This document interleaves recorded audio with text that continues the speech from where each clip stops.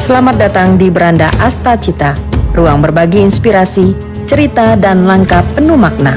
Beranda Asta Cita. Di sini, setiap detik adalah perjalanan menuju karya dan kebaikan. Inilah saatnya membuka beranda, menyambut cerita baru bersama Asta Cita. Beranda Asta Cita, tempat cerita bertemu makna.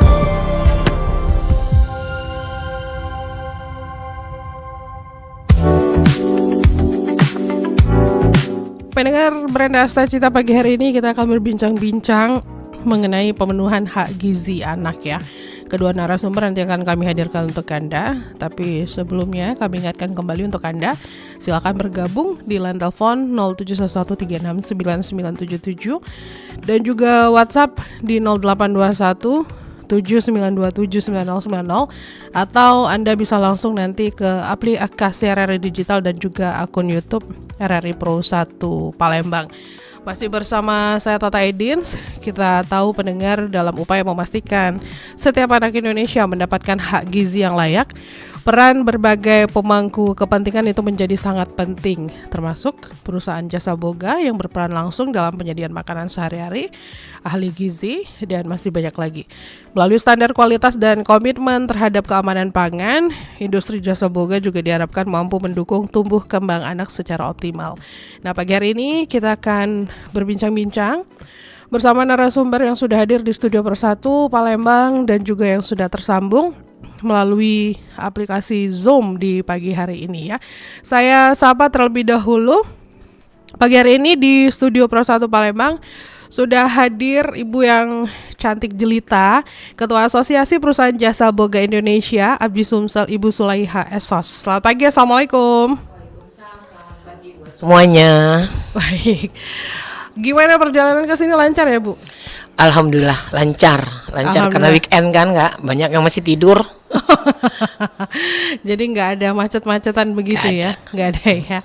Nah, selanjutnya via Zoom kita juga sudah tersambung bersama Ibu Rosita Anwar SST, dietitian Rumah Sakit Muhammad Husin Palembang. Selamat pagi, Assalamualaikum Bu Rosita. Salam warahmatullahi wabarakatuh.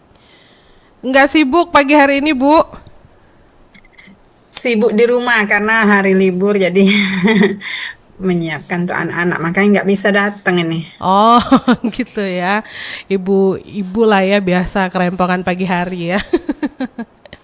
Oke, di perbincangan kita nih masih mengenai pemenuhan hak gizi anak begitu ya dalam Beranda Asta Cita. Sebelum saya ke dietitian pendengar, saya ke Bu Sulaiha dulu ini ya, Ketua Asosiasi Perusahaan Jasa Boga Indonesia atau Abji Sumsel. Nah, sejauh ini bagaimana nih peranan Abji, Perusahaan Jasa Boga dalam pemenuhan hak gizi anak di Indonesia? Ini kita menyoroti MBG ya, begitu ya Bu ya? Iya, silakan. Ya, kalau kami dari Abji, karena memang latar belakangnya ya Asosiasi Pengusaha Jasa Boga Indonesia. Artinya kami yang ada di dalam asosiasi ini adalah perkumpulan dari semua anggota catering, itu usaha catering, rumah makan, restoran, kafe ya yang berkaitan dengan jasa boga. Jadi dengan adanya kegiatan atau program dari Bapak Presiden Makanan Bergizi ini kami sangatlah terbantu sekali, karena selama ini kami dari jasa boga ini hanyalah menyiapkan bagian dari untuk acara pesta perkawinan, wedding, sedekah seperti itu kan. Tapi dengan adanya program ini adalah membawa kami untuk lebih maju dan mengangkat harkat dan martabat kami, karena secara omset sekian kali lipatnya dari omset kami yang awalnya hanyalah bagian dari UMKM ini. Ya, insya Allah kami berharap ke depan program ini tetap berjalan dan tetap maju selaras dengan tujuan kita bersama untuk memajukan program ini di era zaman untuk Indonesia Mas ya. Seperti itu kira-kira. Ya, jadi ini kabar baik ya Bu ya berarti ya.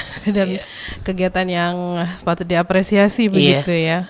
Yang tadinya cuma ngurusin wedding, sekarang udah naik kelas ya. Iya. Oke, nah Bu Rosita, bagaimana Anda memaknai pemenuhan hak gizi anak ini dalam konteks ya kesehatan dan juga tumbuh kembang anak di Indonesia saat ini, apalagi khususnya ini yang ada kaitannya dengan program makan bergizi gratis ini? Jelas tujuan MBG ini sendiri sebenarnya investasi ya jangka panjang untuk kualitas generasi muda yang untuk masa depan. Fokus pada gizi seimbang, bukan hanya kenyang. Jadi sebenarnya MBG ini harus bukan hanya kita memberikan untuk anak-anak supaya kenyang. Jadi kita harus memperhitungkan nilai gizinya. Itu yang penting karena program pemerintah ini kan untuk kata Ibu tadi untuk apa? Indonesia Emas tahun 2035 ya. Nah, jadi itu yang utamanya sebenarnya. Jadi hanya bukan untuk yang penting anak itu kenyang. Heeh. Pemenuhan gizinya yang penting. Oh, jadi yang penting itu pemenuhan gizinya seperti apa ya? Ya. Oke, nah berarti ini juga tantangan buat Abdi sendiri begitu ya, Bu Iya, Sulaiha ya, benar. bahwa benar-benar harus diperhatikan apa yang harus dikasih ke anak-anak ini ya. Jadi memastikan bahwa penyediaan makanan yang bergizi ini juga aman buat anak-anak nih, apa yang dilakukan oleh rekan-rekan sekalian, Bu? Jadi gini, dalam satu SPPG atau dapur itu di dalamnya itu ada 50 staf di dalamnya, yaitu satu kepala SPPG-nya, satu lagi kepala akuntan, dan satu lagi ada ahli gizinya dan 47 karyawannya. Oke. Jadi dari semua kegiatan yang berkaitan untuk gizi itu udah diatur oleh ahli gizinya masing-masing, Mbak. Jadi kami dari tim dapur ini cuman bisa memberikan arahan saja jika ada kerjaan-kerjaan yang kurang ini mereka tanyakan gitu, yang kurang tahu gitu kan, Iya. untuk melengkapi mereka, dan mereka juga kalau minta saran baru kami kasih saran gitu. Tapi untuk operasional di dapur berkaitan dengan semua ini kegiatan dapur itu mereka yang handle, Mbak. Oh. Jadi kita nggak masuk ke dalam sesinya itu. Oh gitu. Ya, mungkin kalau mereka minta cuma untuk sharing di menu, bagaimana kalau menu ini ya boleh ya. Selagi dia minta pengarahan dari kita, artinya minta supaya ini bisa sharing gitu. Tapi kalau mereka dianggap sudah bisa menyanggupi untuk bisa bertanggung jawab atas dapurnya, mereka bekerja sendiri, Mbak. Oh gitu.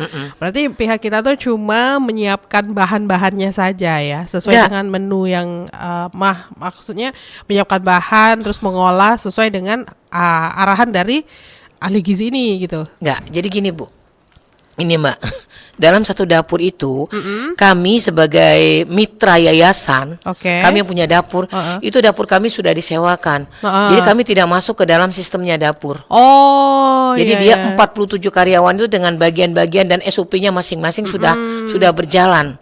Jadi kami tidak memanage dapur kita seperti kita memanage dapur selama ini Iya, gitu. iya, iya. Dapur catering kita. Oh jadi kita tuh cuma terima biaya kontraknya Sewa. aja. Iya. Oke. Biaya sewa. Oke, baiklah. Nah jadi ada berapa banyak dapur nih Bu yang udah di hire sama mitra-mitra ini? Kalau yang di Sumsel sih saya nggak tahu ya Bu ya. Tapi yang masuk dalam Dalam asosiasi, ABJI ya, kami dari ABJI itu lebih kurang 150. Di awal di Februari sampai bulan Juni itu ada 41 dapur dari ABJI yang berjalan, Bu. Dan itu benar-benar yang 41 dapur itu kami secara spontan waktu itu benar-benar ya, karena kan kami spontan itu dalam arti kami memang punya dapur, kami juga sudah punya peralatan, cuma barangkali menyesuaikan kelengkapan standar dapurnya BGN. Dan itu kami lakukan berangsur-angsur sampai sekarang Bu, untuk memperbaiki apa saja yang kurang gitu ya. yang ada di dalam peraturan dari BGN. Karena setiap sampai sekarang itu peraturan BGN itu lebih baik dan selalu lebih baik lagi ke depannya, dan kami yang sudah berjalan selama ini selalu harus update dengan apa yang diinginkan oleh BGN itu. Oke, berarti kalau misalkan kita lihat nih dari awal ya sampai Iya. sekarang ini kira-kira udah berapa persen tahap mendekati sempurna gitu Bu? Ya, karena kami sekarang alhamdulillah sudah turun tim untuk grade dapurnya. Jadi dari BGN sendiri sudah turun ke masing-masing dapur yang sudah lama berjalan, mereka akan menilai apa saja kekurangan-kekurangan yang ada di dalam setiap dapur. Nah, mereka akan mencatat itu dan mereka akan memberikan arahan kepada kita bahwa kita harus menyanggupi dengan apa yang ada, catatan yang ada di dalam kekurangan itu.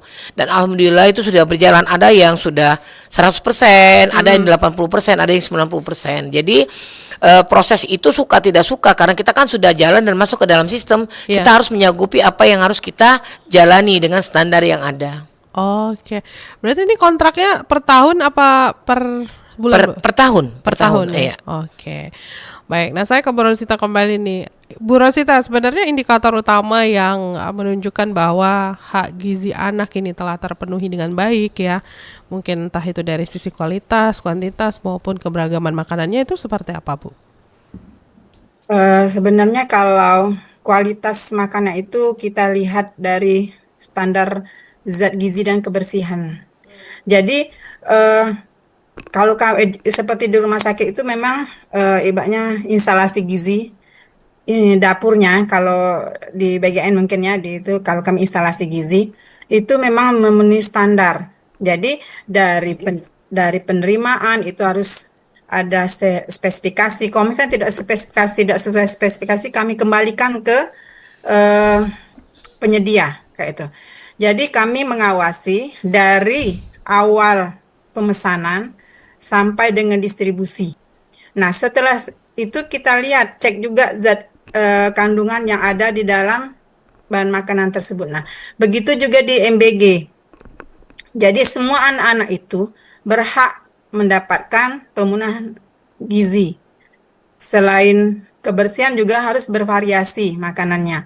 Terus kita juga melihat setiap anak itu berbeda-beda kebutuhannya. SD dari TK mungkin ya Bu ya. TK, SD, PAUD. ya TK, SD, SMP, SMA itu semua beda. Ibu hamil sekarang saya lihat sudah mencakup ibu hamil juga dan balita ya Bu ya. Iya. Nah, jadi ini kebutuhan harus benar-benar diperhatikan. Kemudian anak-anak balita, anak-anak SD itu harus kita lihat variasi makanannya. Melihat juga kebutuhan anak tersebut karena anak-anak tersebut biasanya dia masih memilih makan makanan itu. Jadi kalau di rumah sakit sendiri kita bentuk, kalau misalnya untuk anak-anak itu biasanya kita cetak nasinya paling enggak, nasinya dicetak terus ya dikasih mata, hidung supaya tertarik gitu, supaya mereka mau makan karena di rumah sakit juga anak-anak sakit kan yang banyak itu yang dirawat. Nah, jadi hak mereka harus terpenuhi. Jadi harus cukup gizi seimbang. Jadi ada nasi, lauk hewani, nabati, kemudian sayur-sayuran dan buah. Itu sebenarnya yang harus terpenuhi oleh MBG ya untuk anak-anak gitu. Oke, baik. Nah, lalu berarti ABGI ini punya standar khusus ya Bu ya, terkait dengan yang menjadi standar dari BGN sendiri begitu ya dalam urusan MBG ini ya. Berarti mau tidak mau anggota harus mematuhi. Iya. Oke. Karena itu wajib. Ada yang melambaikan tangan nggak sejauh ini? Enggak, karena gini, kita itu kalau mau bekerja sama, artinya kita harus komitmen dengan aturan yang sudah dibuat oleh orang yang memberi kita pekerjaan. Jadi suka tidak suka, karena kita sudah menerima uang sewa yang tidak kecil tuh, besar nilainya. Berapa? 1 tahun di kontraknya berapa Bu? Enggak, jadi dia tuh per orang itu kan diambil 2.000 dari nilai per anak ya, 2.000. Jadi kalau sekarang kan standarnya 3.000 ya, paling sedikit. Kalau 3.000 kali 2.000 kali 6 hari, berapa tuh uangnya? Ya, kalau 1 bulan lebih kurang hitungan kami tuh 140 jutaan, yaitu untung bersih. Masa kita nggak mau dengan omset yang sudah di uang sewa yang besar, kita nggak mau membenahi dapur yang seharusnya dan wajib kita jalani. Nah itu seperti itu. Itu untuk ini ya, maksudnya itu kos untuk sewa dapur gitu Iya. ya. Beda lagi kalau misalkan Beda. rekanan catering segala macam ya Bu Beda, ya. Oke, beda. baik. Iya sih. Ini menjadi ya benar yang dibilang sama Bu Salihah tadi ya. Kenapa kita nggak semangat dengan uang yang Iya. udah kita terima ya untuk memenuhi apa-apa yang belum terpenuhi Penuhi, itu ya Bu ya. benar, Berarti semuanya ya Bu ya, baik Iya. itu peralatan makan segala Semua, macam itu iya. ibu yang menyediakan ya, Iya. teman-teman yang pemilik dapur Iya. ini yang menyediakan ya. Oke, baiklah kalau begitu. Nah, lanjut berarti ini harus ada ini nggak sih, kalau catering itu kan harus MUI apa segala macam Iya. ya Bu ya. Nah, kalau dari penyediaan dapur nih ada sertifikat juga nggak? Ada. Apa tuh, Bu? Ada HACCP, ada keamanan pangannya, ada penjama makanannya, ada SLHS-nya, ada halal, semua. Itu wajib. Jadi kami kemarin sempat dikasih jeda 1 bulan harus untuk melengkapi semua persyaratan tersebut.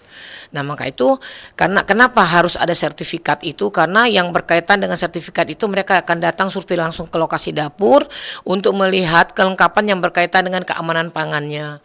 Mulai dari limbah, pembuangan limbah, dari mulai keamanan pangannya untuk proses di dapur, masak, terus penyedot asap, Iya, iya. terus pokoknya semualah yang berkaitan untuk kebersihan dari dapur itu sendiri. Oke. Jadi itu wajib. Menarik ya, bisa jadi passive income ya Bu.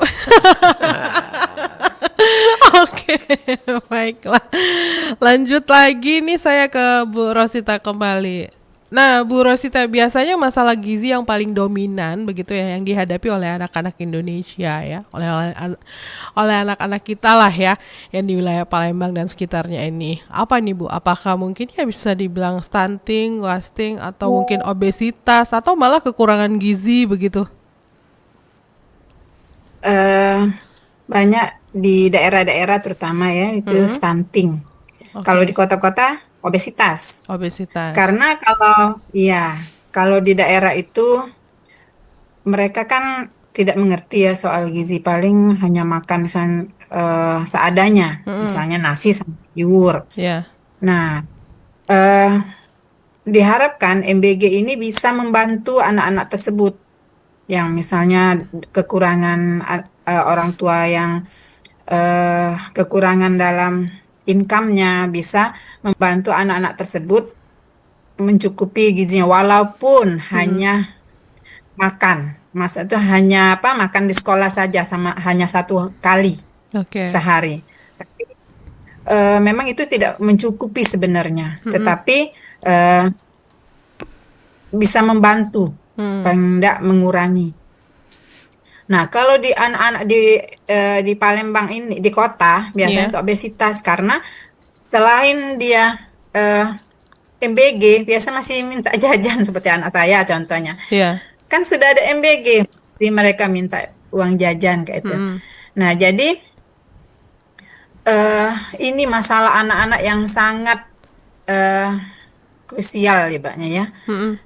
Jadi untuk anak-anak di daerah itu, teman saya ada ahli gizi di situ, banyak juga mereka tidak mau kok itu. Nah, karena ya mungkin dari segi rasa, kemudian variasi menunya kurang. Nah, jadi diharapkan untuk UMKM yang catering itu juga memperhatikan variasi makannya dan rasa, dari segi rasa. Karena anak-anak sendiri memilih kan makannya. Jadi walaupun dia misalnya orang tuanya tidak mampu, tapi kalau misalnya makan yang tidak selera, dia nggak makan. Ada juga di tetangga saya ini sampai dia membawa makanan setiap hari karena dia yang menampung dari teman-teman yang tidak mau, dia yang membawa, jadi bawa box besar sampai bawa ke rumah. Nah, jadi anak yang itu juga banyak juga yang tidak mau kan, namanya anak-anak ya. Nah, jadi sebenarnya kita cari selera anak-anak tergantung di daerah masing-masing. Kayak itu. Oke, baiklah kalau begitu. Nah, saya kembali ke Bu Salihah. Jadi kalau untuk pengawasannya begitu ya Bu ya. Nah ini seperti apa nih Bu pengawasan yang dilakukan untuk memastikan bahwa memang anggota-anggota dari asosiasi atau perusahaan jasa boga ini benar-benar mematuhi standar keamanan pangan dan gizi dan segala macamnya. Jadi saya sebagai ketua merasa bertanggung jawab di sisi sini. Jadi saya dari awal sebenarnya Mbak untuk bisa yang ingin ikut bergabung di dalam MBG, saya turun langsung ke lapangan. Sebagai ketua saya merasa terpanggil Mbak. Saya keliling ke setiap kabupaten kota melihat kesiapan dari dapur-dapur itu. Mulai dari standar dapur yang walaupun waktu itu kita belum bicara standar BGN karena di awal kan, tapi saya sebagai ketua juga sedikit banyak sudah, apalagi kami juga dari SPP SPP ini kami yang mengajar kemarin Mbak untuk mereka pendidikan untuk menjadi sebagai kepala SPPG-nya. Nah kami juga sudah ada standar sendiri untuk memberikan arahan atau pengajaran kepada SPPI tersebut. Maka ini kami arahkan kepada anggota-anggota kami yang ingin ikut bergabung di dalam BGN. Mereka harus mempunyai standar baik itu untuk mulai kompor, meja stainless, semua yang berkaitan untuk keamanan pangan. Nah kalau mereka sudah saya anggap udah oke, udah bisa dijadikan dapur BGN, maka mereka silakan untuk mendaftar. Kalau belum, saya tidak merekomendasikan mereka untuk turun Mbak, karena ini berbahaya bagi, menurut saya, pandangan saya di awal kemarin, walaupun ini belum ada aturan atau standar yang dibuat BGN secara real, artinya secara memang itu aturan, juknisnya belum ada, tapi karena kami latar belakang usaha catering, jadi kami insya Allah dari arahan saya sebagai ketua itu mereka cepat untuk ikut merubah standar yang mendekati dari standar dari BGN itu sendiri Mbak. Maka itu mereka harus siap, daftar. Saya bilang seperti itu. Alhamdulillah sampai sekarang itu semua berjalan.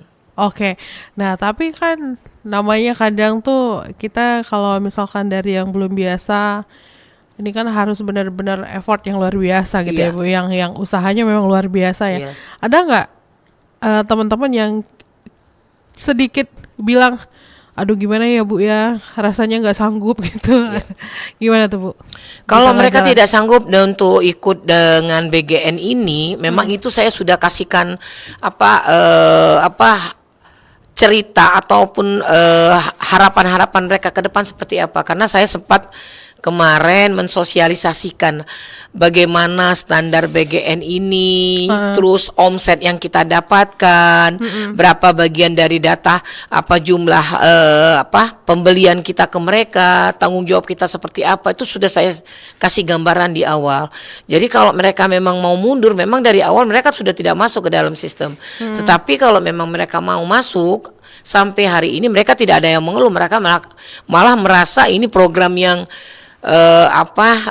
mereka berdoa supaya ini jangka panjang, karena ini memang mereka merasakan omset yang luar biasa ini tidak akan pernah ada kalau tidak ada di program MBG ini gitu kan. Jadi ini ya terus terang termasuk bagian kesempatan yang luar biasa, karena gini, terus terang Mbak, orang selama ini melihat usaha usaha catering ini adalah usaha UMKM yang kecil Mbak. Ya, susah dilirik orang. Orang berkaitan cuman terfikirkan, kalau saya kawin nikah, kalau saya acara gitu kan serkahan baru. Nah dengan adanya seperti ini, pengusaha besar Mbak semua yang itu ikut terlibat di dalam MBG ini. Jadi kita merasa adalah bagian usaha yang tadinya bukan siapa-siapa sekarang menjadi siapa dan dicari siapa-siapa gitu. Seperti itu kira-kira Mbak. Baiklah kalau begitu. Nah, saya balik lagi ke Ibu Rosita ini ya. Nah, Bu Rosita, kalau tadi Anda mengatakan bahwa permasalahan gizi pada anak itu adalah stunting dan juga obesitas ya. Berarti kalau tadi juga sempat dibilang sebenarnya untuk satu kali makanan harian di sekolah itu kan nggak terlalu mencukupi begitu ya. Nah, jadi seberapa besar nih maksudnya peran pola makan harian di sekolah dalam menentukan status gizi anak, terutama bagi anak usia sekolah dan juga remaja? Ya. Sebenarnya seharusnya, Mm-mm. jadi selain pemberian makan dari MBG ini, Mm-mm. juga harus ada edukasi sebenarnya, edukasi dari ahli gizi. Jadi Oke. ahli gizi yang ada di unit-unit MBG itu sebenarnya harus turun Mhm. ke lapangan, memberikan edukasi kepada anak-anak. Tapi Mhm. enggak tahu ya sekarang ini untuk puskesmas atau diperbantukan atau tidak ke apa? Saya juga tidak tahu Mhm. ke apa? Ke lapangan, ibaratnya ke sekolah-sekolah itu. Walaupun misalnya ahli gizi saya dengar ahli gizi itu satu tempat itu menangani 3.000 makan itu satu ahli gizi. Oke. Sebenarnya itu tidak cukup sebenarnya. Kalau hanya untuk mengawasi itu saja di rumah, kalau di rumah sakit aja kan banyak memang ya Tapi yang disclaimer Bu, sorry Bu, saya potong. 3.000 itu hanya untuk yang nyewa dapur loh Bu, bukan untuk pemenuhan makan Pemenuhan makan. makanan. Pemenuhan makan juga Iya, ya Bu ya? pemenuhan Oh, makan. bukan cuma peralatan dapur saja ya? Semua makanan dia kan kita kasih 3.000 ya. porsi. Oh, oke, baiklah. Oke, silakan Bu. Jadi 3.000 porsi itu hanya satu ahli gizi kan Bu ya untuk Oh, mengawasi ya Iya, ya ya, benar. porsi ya, itu. ya. Ya, Bukan jadi nominal, untuk oke. mengawasi seluruh porsi 3.000 itu sebenarnya tidak cukup untuk satu ahli gizi. Mhm. Karena ahli gizi itu harus mengawasi dari hak ACCP-nya, bagaimana keamanan pangannya, dari penerimaan bahan makanan itu, Mhm. persiapan, penyimpanan, pengolahan itu semua tugas ahli gizi sebenarnya. Kemudian juga selain itu harus ada mengedukasi ke siswa-siswa tersebut. Jadi seharusnya dia ikut langsung walaupun hanya edukasi sebentar. Jadi bertahap, misalnya sekolah mana per kelas sebenarnya begitu kalau Contoh menurut edukasi yang harus standarnya. diberikan tuh yang seperti apa Bu? Ya, edukasi ini makanannya bagus, Oh, bergizi, harus sambil mengenalkan dimakan, ya menu-menunya masih itu ya. modifikasi. Mm-mm. Kemudian di rumah, Ya. nah makan seperti inilah anak-anak. Ya begitulah, maksud itu kita harus edukasi. Mm-mm. Jadi tidak usah jajan lagi, harus makan-makan yang sehat begitu, maksud Mm. di edukasi. Jadi insya Allah dengan kita memberikan edukasi, mereka mengerti. Jadi di rumah mereka bisa menerapkan walaupun tidak lengkap seperti yang diberikan MBG kan, Mm-mm. misalnya Mm-mm. ikan sama nasi. Kadang anak-anak itu kalau misalnya dia tidak serela tidak mau makan. Jadi Mm. kalau misalnya sudah kita edukasi, oh ini bagus misalnya untuk penglihatan, untuk apa-apa, saya rasa lama-lama mereka mengerti akan zat gizi yang terkandung di dalam makanan tersebut begitu. Jadi selain Oke. diberikan juga harus ada edukasi. Oke, baiklah ya. Jadi dia juga mengenal ya menu makanan Ya, dia itu terdapat apa gizi-gizinya apa aja ya, harusnya ya. seperti itu ya. Oke, baik. Nah, pendengar saya ingatkan kembali silakan bergabung di line telepon 0711369977, bisa juga melalui WhatsApp di 082179279090, bisa juga melalui aplikasi RRI Digital dan akun YouTube RRI Pro 1 Palembang, karena kami siarkan juga melalui akun YouTube RRI Pro 1 Palembang. Saya bacakan dulu WhatsApp yang udah masuk di 082179279090, ada dari 08537324 sekian-sekian, tidak disebutkan namanya. Selamat pagi RRI, saya mau bertanya ini kepada Ketua Asosiasi. Tantangan apa yang paling sering dihadapi oleh perusahaan jasa boga dalam menyediakan makanan bergizi khususnya untuk anak-anak? Nah, dan bagaimana asosiasi sendiri membantu mengatasinya? Silakan, Bu. Oke, terima kasih itu pertanyaannya luar biasa. Iya, saya mau nanya ini tadinya, tapi udah diwakilin Iya, sama pendengar ya. Udah benar silakan. itu. Jadi kalau kami kan prinsipnya begini, memantau. Jadi khususnya kalau di setiap dapur saya usahakan, saya infokan kepada semua tim-tim anggota ABJI bahwa per 1 minggu mereka harus mengevaluasi apa yang dia kasihkan kepada timnya. Jadi saya juga melengkapi Ibu Rosita tadi. Jadi di setiap satu kecamatan ya mereka sudah punya grup grup sekolah yang mereka ambil gitu. Jadi misalkan ada 5 sekolah dalam satu ini untuk mengedukasi tadi. Jadi tidak perlu lagi datang ke sekolah. Mereka dari sekolah sudah memberikan kadangan masukan-masukan itu untuk perbaikan-perbaikan ke depan. Kalau misalnya kita butuhkan apa. Sedangkan untuk di dapurnya sendiri, mereka sudah mempunyai bagian-bagian bidang yang tinggal lagi dari ahli gizi untuk memantau saja dan untuk memberikan arahan-arahan kepada mereka. Kalau misalkan dari staf-staf yang ada di lapangan itu ada kendala di lapangan. Nah, sedangkan kalau untuk tadi, kalau ada kendala evaluasi tadi, kita menanyakan kepada si ahli gizinya, apakah dari edukasi yang ada di dalam grup itu ada masukan apa. Nah, terkadang mereka kan anak yang belum anak ahli gizi ini kan belum banyak pengalaman. Kadang dia sharing sama kita, Bu, kalau seperti ini menunya mereka sepertinya kurang mau. Misalkan, Bu, kemarin kami ngasih somai, ternyata somai itu anak-anak kurang minat. Misalkan seperti itu kan. Atau apalah, Bu, kita ganti mie ayam atau apalah varian yang kira-kira ini yang tidak menyalahi gizinya, tapi kita kalau kami sebagai mitra itu hanya memberikan masukan-masukan saja, tapi yang mempertimbangkan atau yang memberikan kepastian itu kembalinya lagi kepada si ahli gizinya. Jadi biar si ahli gizi bisa menghitung berapa jumlah budget yang akan mereka keluarkan, apakah bisa menyesuaikan dengan keinginan yang kami berikan seperti itu. Jadi mereka akan memberikan arahan. Dan kami juga, saya sebagai ketua ABJI, alhamdulillah kemarin bekerja sama juga dengan rumah sakit umum ya. Saya mengumpulkan semua ahli gizi itu di waktu itu masih 40-an. Jadi 40 ABJI yang terlibat di MBG ini saya kumpulkan ahli gizinya untuk diikutkan bagaimana memberikan pencerahan dari ahli gizi yang senior, dari tim dosen-dosennya, memberikan bagaimana warna dari menu atau daya tarik apa yang harus dia buat seperti itu kan. Dan saya juga sempat kemarin 2 kali saya bekerja sama dengan kementerian juga untuk bisa memberikan pelatihan kepada anak-anak ahli gizi untuk lebih berkembang supaya mereka tahu selera dan varian dari menu dari anak-anak yang akan dia berikan itu bekerja sama dengan Persagi kemarin waktu di 2 kali saya mengadakan kegiatan seperti itu kan. Saya juga sempat ikut bagaimana cara mempertanggungjawabkan keuangan negara. Saya juga bekerja sama dengan BPKP mengadakan pelatihan. Jadi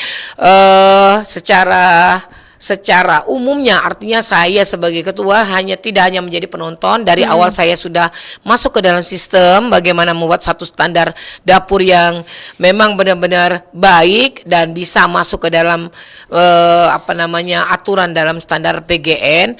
Dan setelah pelaksanaan saya juga tetap survei ke mereka apa yang harus mereka butuhkan dan apa saja yang kira-kira harus mereka lakukan dalam setiap dapur. Akhirnya saya terpanggil kemarin, saya bekerja sama dengan kementerian, terus saya sendiri mengadakan kegiatan untuk pelatihan-pelatihan tersebut supaya mereka lebih baik lagi ke depannya seperti itu, Bu. Oke, nah sudah dijawab ya pertanyaannya. Lanjut lagi kita ke pendengar. Halo, selamat pagi. Selamat pagi, Mbak Tata. Pagi, sama Bapak siapa di mana, Pak? Dari Bandung Timur, Akbah KDM. Oke, Pak Ahmad Irwan ya, silakan Pak. Betul. Selamat pagi ya Ibu narasumber. Pagi. Begini ya, tentang masalah MBG di sini ya. Bolehkah sedikit selaku rakyat Indonesia sedikit berpendapat, ini kan? Nah, masalah MBG ini ya, mengeluarkan dana yang bukan tidak sedikit kan.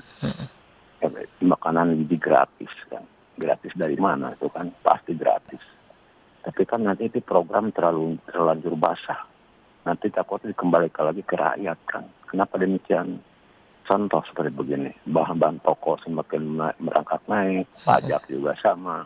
Ini kan pantas kalau ibu-ibu yang sekarang mengeluh, padahal tidak ada kaitan dengan MBG, gara-gara MBG bahan pokok jadi naik, merangkakkan. Itu ibu-ibu berasumsinya kan di sana. Nah di sini banyak ibu, banyak diantaranya anak udah beberapa anak desa masih labil karena dengan itu banyak tidak mau makan kan. Nah selanjutnya saya bertanya, bagaimana itu anak jatah misal seorang anak yang tidak mau dimakan karena pertama bukan seleranya, kedua karena mungkin anaknya masih lebih karena sering terjadi keracunan, itu jatahnya dikemanakan seperti itu.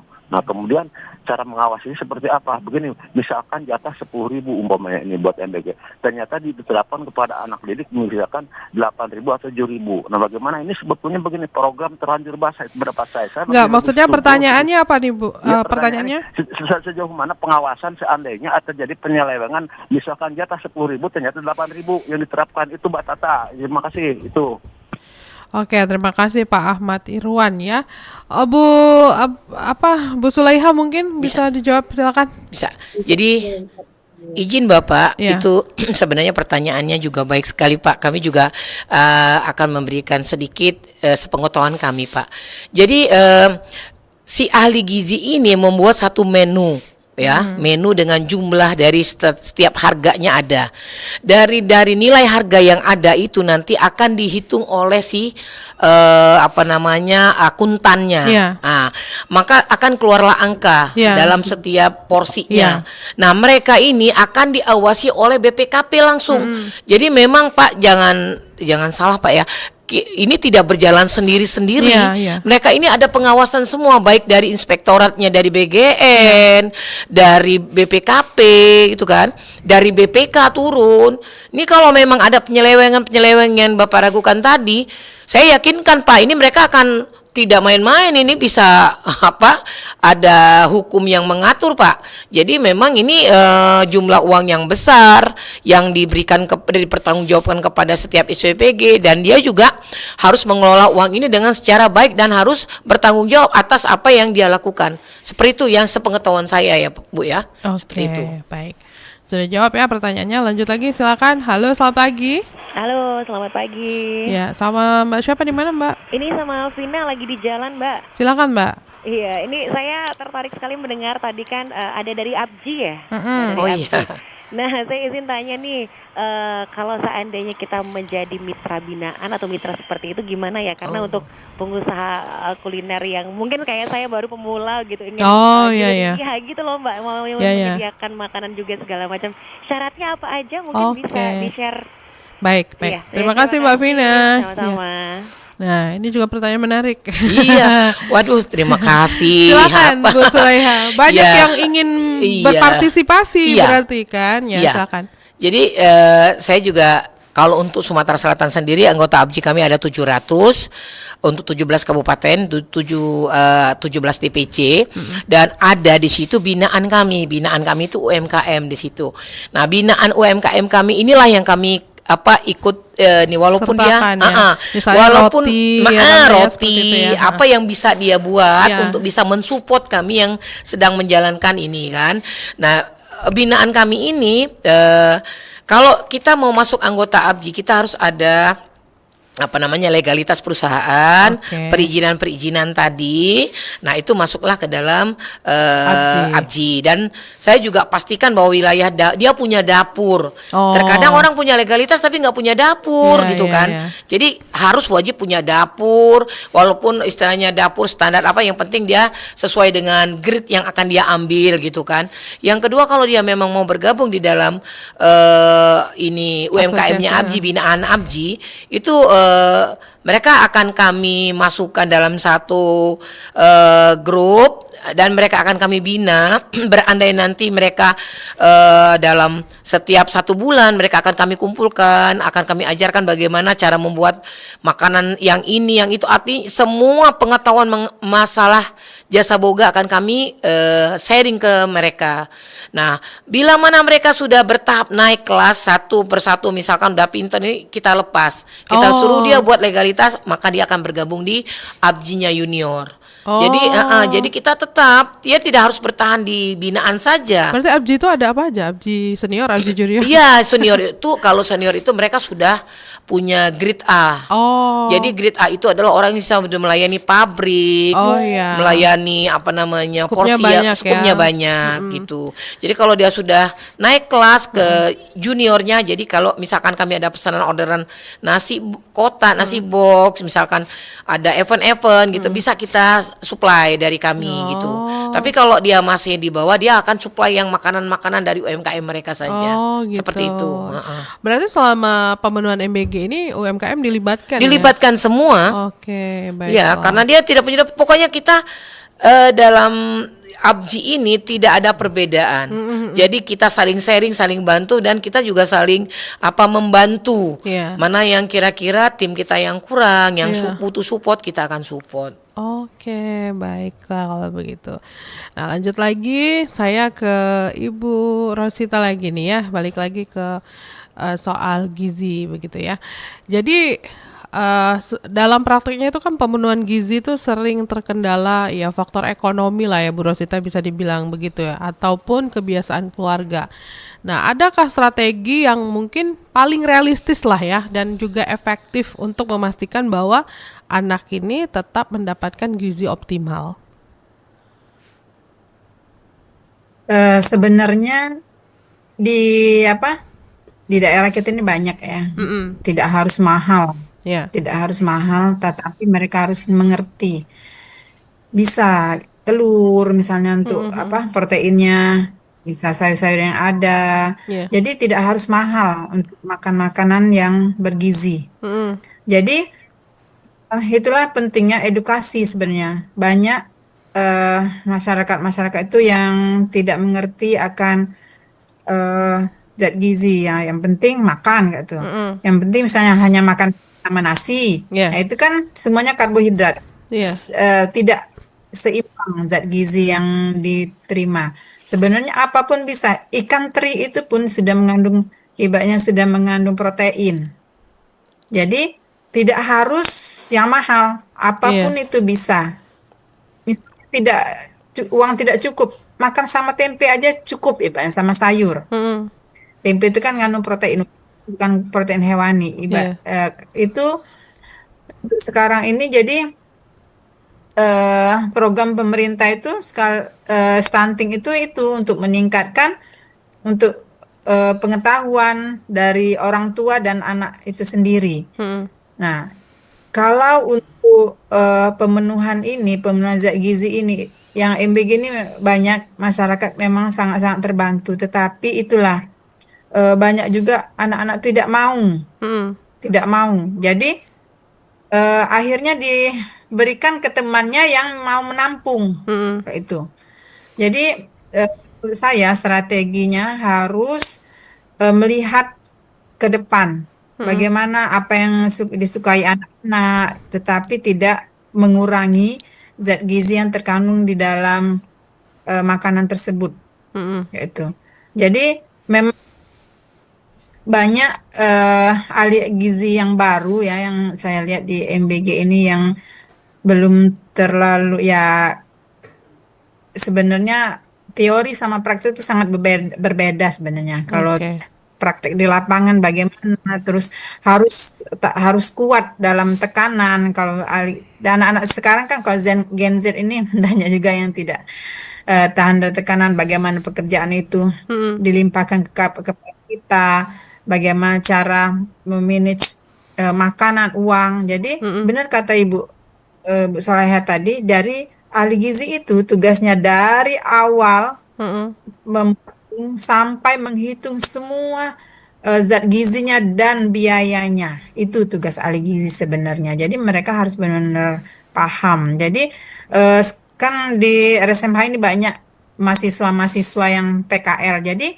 kami tekankan itu kepada mereka. Jadi selain ke pasien juga mereka kan juga di penyediaan makanan. Jadi mereka harus paham yang seperti itu. Jadi yang utama itu harus mengerti akan zat gizi itu sendiri itu sebenarnya, walaupun tidak mampu, tetapi kalau mengerti, insya Allah terpenuhi. Banyak masyarakat yang tidak mampu, tetapi anak-anaknya pintar-pintar, yaitu orang tuanya mengerti, gitu. Tetapi kalau selain makanan, itu juga penyakit sebenarnya, yang buat stunting itu bukan hanya dari makanan, tetapi dari itu sendiri ya. Mungkin lingkungan yang kurang bersih, makan yang kurang bersih dan sebagainya gitu. Oke, baiklah kalau begitu. Nah, saya kembali lagi ke Bu Sulaiha ini ya. Jadi berarti program edukasi dan pelatihan itu bagi anggota terus berjalan Iya, begitu ya Bu Sulaiha ya, untuk benar. meningkatkan pemahaman tentang kebutuhan gizi anak ini ya. Nah, terus kan ini kan juga disalurkannya ke sekolah gitu ya. Benar, Nah, jadi kalau misalkan percuma dong kalau misalkan dari kita udah aman-aman, udah luar biasa menyiapkannya, tapi dari sekolah ternyata biasa-biasa aja ya. Sorry, mungkin bukan sekolahan kita ya, mungkin ada di sekolah-sekolah lain.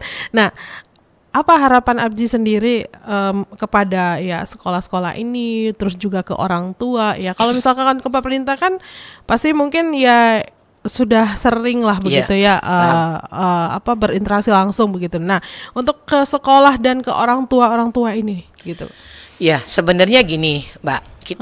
Kita nggak usah bicara yang tinggi-tinggi aja ya. Kita bicara dengan rumah tangga yang kecil saja. Ya. Terkadang anak-anak itu dengan masakan di tangan ibunya sendiri aja ada rasa bosennya. Benar. Ya nggak? Jadi kita juga nggak bisa bicara masalah selera sekarang. Nanti nunggu udah besar baru dia Iya, kangen. iya itu gitu. Jadi gitu. Oke. Tapi kami sebagai mitra, sebagai orang pelaku usaha ini yang berkaitan dengan MBG berupaya semaksimal mungkin bagaimana caranya supaya apa yang kita sajikan ini tidak sia-sia dan berusaha untuk mereka bisa makan gitu. Nah, hal ini juga berkaitan harus bersinerginya antara ahli gizi dan kita yang memang punya latar belakang usaha catering. Ini saya bicara ke Abjinya Iya, ya. iya.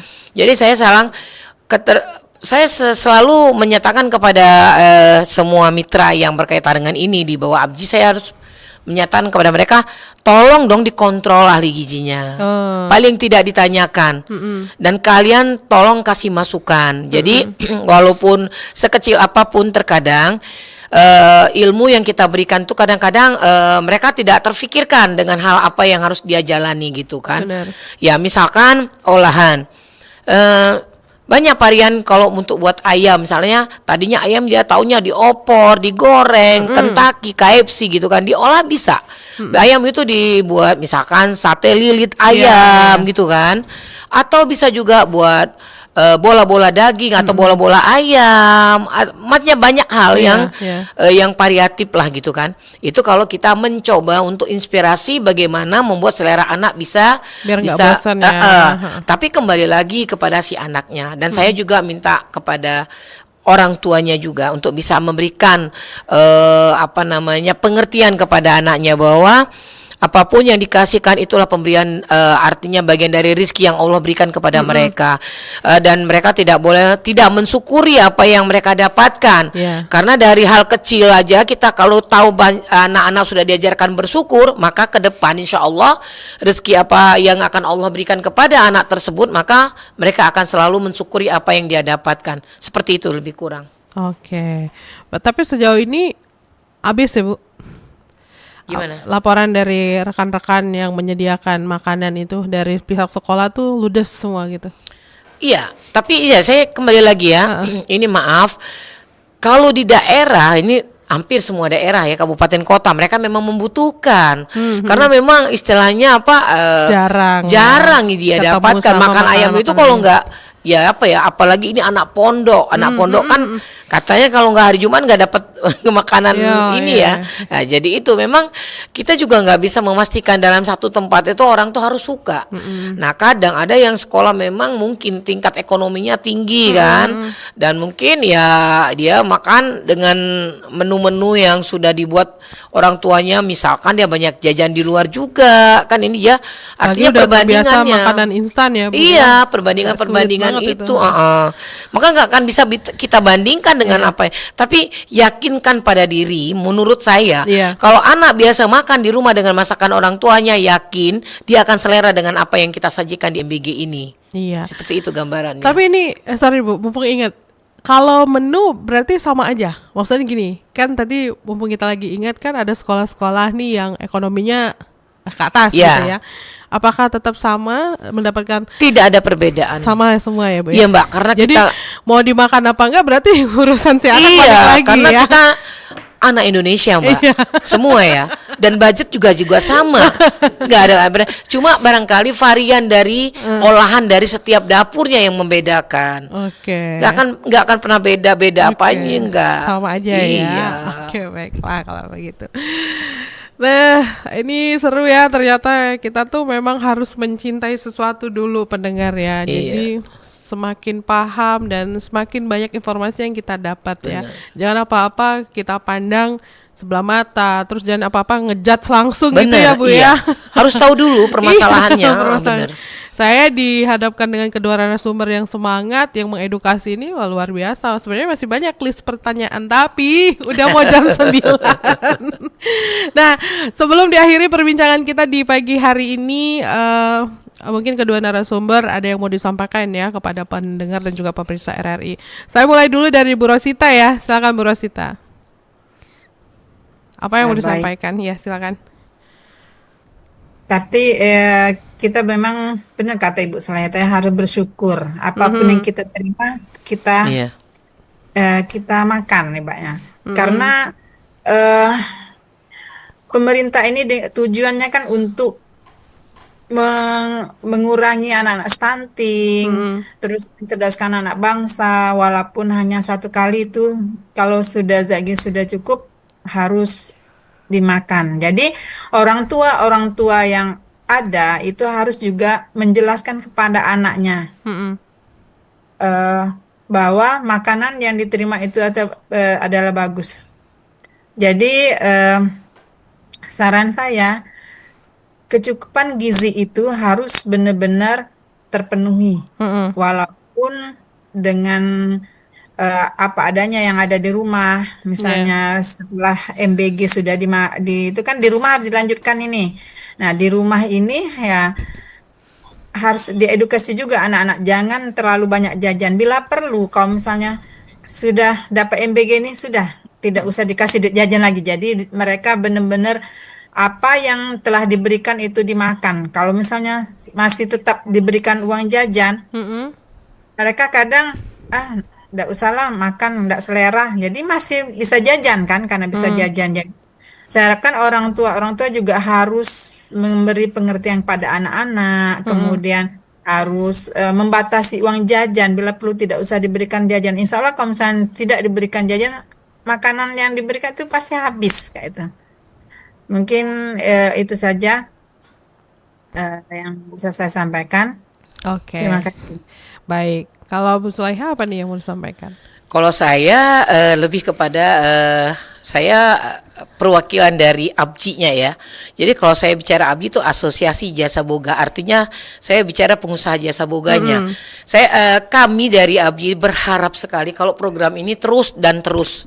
Karena menurut kami selain kita juga bisa mensejahterakan masyarakat banyak, mulai dari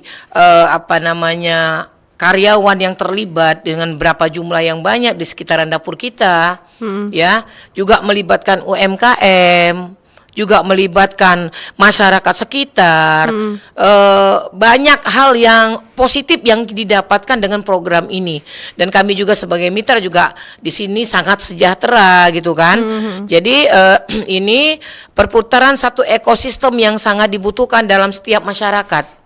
Jadi dengan berharapnya program ini tetap jalan dan maju, maka akan melibatkan semua masyarakat ini ke depan. Tujuan kita untuk mensejahterakan ini bisa tercapai insya Allah seperti itu. Dan anak-anak juga bisa terjamin dengan makanan-makanan yang sehat. Seperti itu lebih kurang. Terima kasih Mbak. Oke, baiklah. Kita harapkan ya bersama-sama, memang ini program harus berjalan terus. Ternyata juga banyak kok anak-anak yang kita wawancarai secara langsung, mereka tuh happy dapat itu ya. Bahkan walaupun memang ada yang uang jajannya jalan terus, tetap uang jajannya itu ternyata bisa ditabung dan membeli hal-hal lain Yang baik, ya iya. mereka. Oke, baiklah kalau begitu. Nah, terima kasih banyak kepada kedua narasumber, Ibu Rosita Anwar SST. Terima kasih waktunya bersama RRI Pro 1 Palembang di pagi hari ini. Selamat melanjutkan kembali aktivitas. Bu Sulaiha Esos, Ketua Asosiasi Perusahaan Jasa Boga Indonesia, Abji Sumsel. Terima kasih juga waktunya bersama Sama-sama, RRI Pro 1 Mbak. Palembang ya. Pemenuhan hak gizi pada anak, dialog beranda Asta Cita hari ini kami cukupkan. Pendengar, terima kasih juga untuk Anda yang sudah bergabung bersama kami. Kami masih akan terus melanjutkan kebersamaan kita di Palembang pagi ini, masih bersama saya Tata Edins. Terima kasih telah hadir di Beranda Asta Cita. Semoga setiap kisah membuka sudut pandang baru dan menyalakan inspirasi. Sampai berjumpa pada pertemuan berikutnya.